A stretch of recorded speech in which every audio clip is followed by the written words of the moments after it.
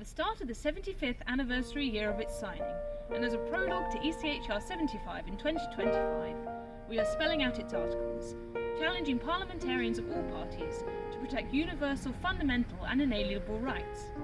As we follow our mythical stream of natural law, we are telling the story of the creation of ECHR through the eyes of its British artisan, David Maxwell Fyfe, and performing extracts from our song cycle Dreams of Peace and Freedom.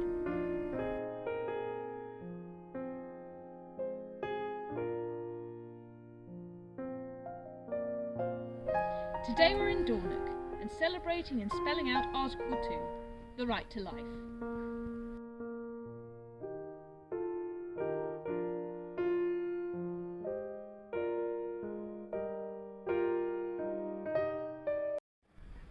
It was here that young David holidayed with his grandparents, hearing stories of family and justice.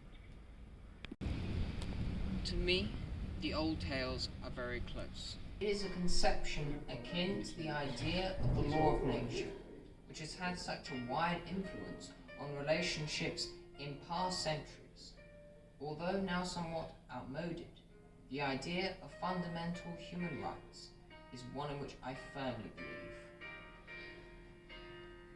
We have found safety with all things undying, the winds and morning, tears of men and mirth, the deep night, birds singing and clouds flying, and sleep and freedom and the autumnal earth. We have found safety.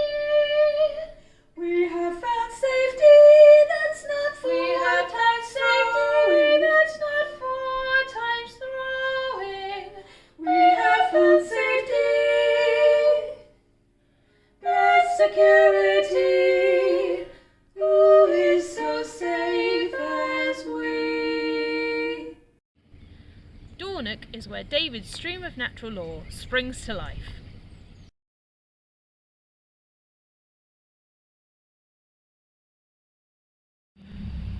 To the imagination of my boyhood, the countryside had a magic of its own. I shall never forget the joy of walking over the heather, finding a place to bathe, and later pulling a heavy boat in half a gale on Loch Shin. There are waters blown, stormy waters, blown by changing winds to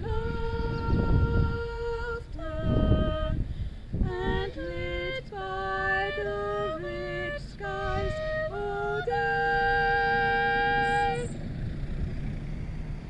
Our draft had its basis security for life and limb, freedom from arbitrary arrest, freedom from slavery and compulsory labour, freedom of speech, freedom of religion, freedom of association, freedom of marriage, the sanctity of the family, equality before the law, and freedom from arbitrary deprivation of property. I was very anxious that we should get an international sanction in Europe behind these basic decencies of life.